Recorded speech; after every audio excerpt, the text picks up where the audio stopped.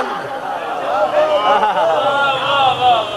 پھر میں مولوی سے پوچھتا ہوں، ابراہیم نے جو کام کیے ہیں وہ کیوں کیے؟ پہلا کام، 6 مہینے کا بیٹا، جوان بیوی، وادی غیر ذی زرع میں جہاں پانی کا قطرہ نہیں تھا، کیوں چھوڑ کے چلا گیا؟ دیکھیے عام انسان بھی 6 مہینے کے بچے کو ایسی جگہ چھوڑ کے چلا جائے جہاں پانی نہ ہو تو زیادتی ہے۔ وہ نبی ہے، صاحب شریعت ہے، اس نے کیوں چھوڑا؟ اس نے بیٹے کی گردن پہ چھری کیوں رکھی؟ کیا شوق پڑ گیا تھا ابراہیم کو کہ بیٹا ذبح کروں؟ مولوی کہتے ہیں خواب دیکھا، قرآن کہتا ہے خواب دیکھا، لیکن خواب میں دیکھا کیا تھا؟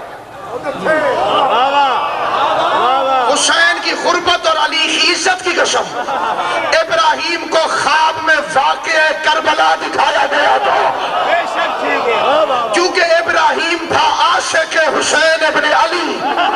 اس نے کہا اچھا جو تیرے ساتھ ہوا ہے وہ میں اپنے ساتھ کروں گا۔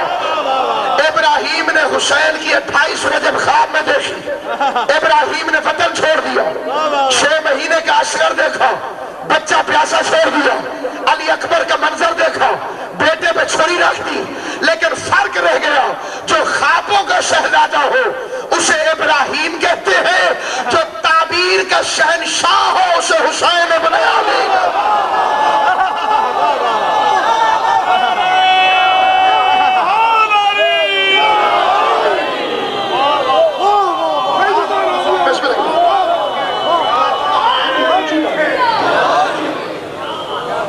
جملہ پھر آکھو، میں بسم اللہ کہتا، بسم اللہ کہتا، بسم اللہ۔ حسین سلامت رکھو، جو خوابوں کا شہزادہ ہو اسے ابراہیم کہتے ہیں، جو تعبیر کا شہنشاہ ہو اسے حسین ابن علی کہتے ہیں۔ جو بات سمجھے ہیں انہیں مبارک کو خدا اور معرفت عطا فرمائے، جنہیں بات سمجھ نہیں آئی انہیں بھی میں پیچھے نہیں چھوڑنا چاہتا ہوں۔ میں 2 جملے اور کہنا چاہتا ہوں تاکہ انہیں بات مزید سمجھ میں آئے۔ جو خوابوں کا شہزادہ ہو اسے ابراہیم کہتے ہیں، جو تعبیر کا شہنشاہ ہو اسے حسین کہتے ہیں، جو زمزم کے پانی سے کعبہ بنا دے اسے ابراہیم کہتے ہیں، جو اپنے خون سے کربلا معلی تعمیر